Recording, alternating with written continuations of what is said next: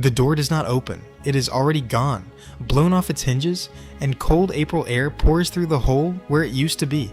You are 16 years old when the Red Army reaches your street. Until then, you fixed clocks in your father's shop on Chausseestrasse, and the loudest sound in your life was a bell over the door. In 6 weeks, you will stand in a cellar with a rifle you were never trained to fire, and you will still be standing when the guns finally stop. You stand to lose your sister Greta, your father's shop, and the silver pocket watch he pressed into your hand the morning they called your class to the Volkssturm office. The Soviets are said to reach the Reichstag within days, and your mother has told you to be home before the bridges fall. Your father, Otto, has repaired clocks and locks on the street for 20 years, his hands stained permanently by oil, a loop always pushed up on his forehead. Your mother, Marta, sews for the neighborhood women, a thimble worn smooth on her third finger. Your sister Greta is 13, sharp-tongued, convinced the war will end before her birthday in June. Your best friend Dieter works the anti-aircraft battery 2 streets over, always chewing the end of a matchstick. Your neighbor's daughter Ilse leaves a folded paper crane on your windowsill every week, though neither of you has said why. The watch your father gave you was his own father's, its case scratched along one edge from a fall down these same stairs 30 years ago.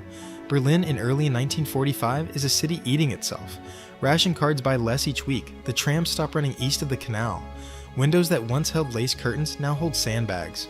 Your father still opens the shop most mornings, though there is little left to repair and less to sell, and he keeps the watch case propped open on the counter as if a customer might still walk in. Your mother folds ration coupons into a tin box that used to hold buttons. In the evenings, Greta reads aloud from a schoolbook 2 years out of date, and you let her, because the sound of her voice is the last ordinary thing in the apartment. The order comes on a Tuesday. Boys born in 1929 report to the district office by 9. You are handed a rifle you have never fired and a red armband that does not fit your sleeve. Dieter is already there, still chewing his matchstick, trying to make it a joke. It is not a joke. An officer with tired eyes reads names from a list and tells you the Führer expects every street to be held. Your father walks you to the corner and says nothing the whole way, then presses the pocket watch into your palm and closes your fingers around it himself. Keep time, he says, and you understand he does not mean the watch. The front does not arrive all at once. It arrives as sound first, a low continuous thunder from the east that does not stop for sleep. Then it arrives as light, a orange smear over the rooftops each night that was not there the week before. Then it arrives as people, families pushing handcarts west through your street, saying words like Kustrin and Silo that mean nothing to you yet and will mean everything by the weekend. Your unit is assigned to a cellar 3 doors from your own building, a position. The officer calls it, though it is really only a hole with a machine gun and 4 boys who have never been shot at. The sergeant who finds you there is named Krauss, 41 years old, a face like weathered leather, a bandaged hand from the Ardennes he never explains. He looks at your rifle, then at you, and says the first thing he will say more than once: stay close to the walls, the street kills you first. He shows you how to load, how to hold the weapon so the recoil does not break your shoulder, how to listen for the difference between shells landing near and shells landing far. Dieter is assigned to the same cellar, and for one evening it almost feels like the old days, the two of you trading jokes in the dark to keep from listening to the thunder. The first Soviet patrol reaches your street on a gray morning, and the sound that stops your heart is not the gunfire, it is the silence before it. Krauss orders you down behind the sandbags and tells you not to fire until he does. 43 men held this block yesterday, he says, and does not finish the number for today. The shooting lasts 4 minutes that feel like an hour. When it ends, the patrol has pulled back, and the street outside is empty except for a boot lying in the gutter with no one attached to it. Dieter is shaking beside you, and you realize your own hands are too. That night, you slip home through the back alleys, past a checkpoint of boys younger than yourself, and find your mother packing the tin box of coupons into a rucksack. Your father is not sewing or fixing anything, only sitting with his hands flat on the counter, the watch case still open in front of him. Greta asks if the Russians eat children, and no one answers her. Ilse's window is dark for the first time in months, and you do not ask why. Stay close to the walls, Krauss's voice says in your head even here. And you realize the rule has already moved into you like a second heartbeat. The order comes 3 days later, delivered by a boy no older than Greta, on a bicycle with a bent wheel. All Volkssturm units are to hold their positions or fall back to the Reichstag sector, whichever the officer judges safer. Krauss reads it twice and looks at the 4 of you. Then he tells you plainly your family's cellar is 2 streets closer to the fighting than the fallback line, and there is no way to reach both. Stay with the unit and the position might hold long enough to slow the advance past your street, buying your family a few more hours to run. Leave now for your family and the position falls faster, and the street your mother and sister are hiding on becomes the front line by morning. There is no version of this where you keep both. If you stay, you may lose your family to the very street you were sent to defend. If you go, you may lose Dieter and the sergeant who has kept you alive this long, and the 4 boys who have nowhere else to fall back to.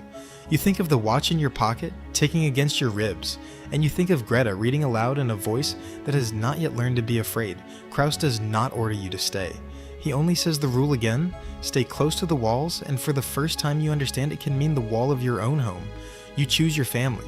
You leave the position an hour before dawn, and Dieter does not try to stop you, only presses his matchstick into your hand the way your father pressed the watch, as if trading one small object for another might mean something.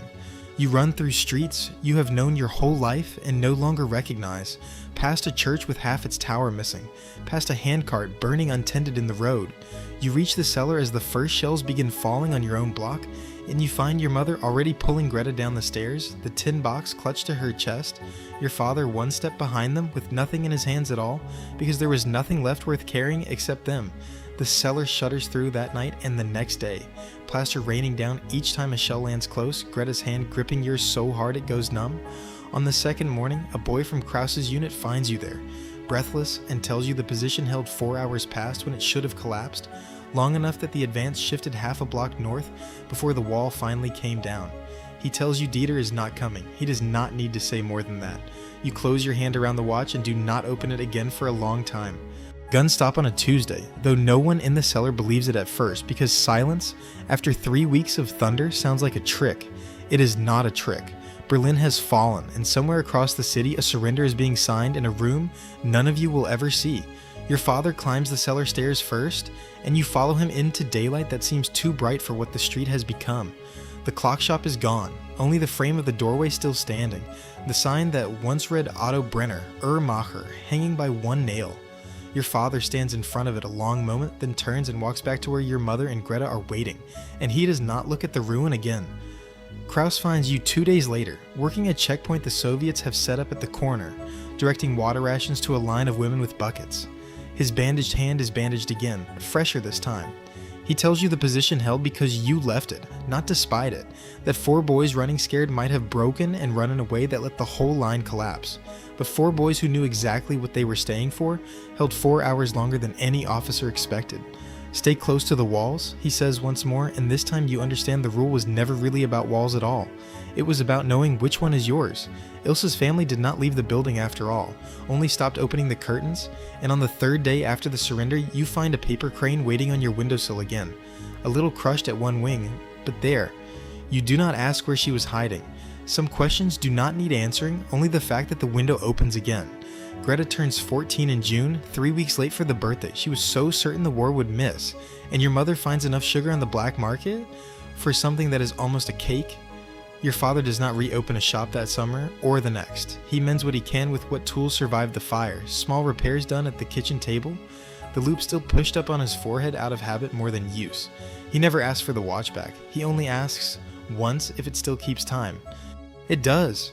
You wind it every morning, the same motion your father taught you before any of this began. And some mornings you catch yourself doing it in the middle of a street that no longer has a shop on it, a habit outliving the reason for it. Dieter's mother keeps his matchstick tin on her windowsill, empty now, because you gave back the one he pressed into your hand that last morning, the only thing of his you had left to return. Berlin rebuilds slowly, street by street, the way it fell. You are 17 when the first tram runs again, down Chausseestrasse, and you stand at the stop where the shop used to be, and listen to the bell that no longer rings, because there is no door left to hang it on. The watch still ticks in your pocket,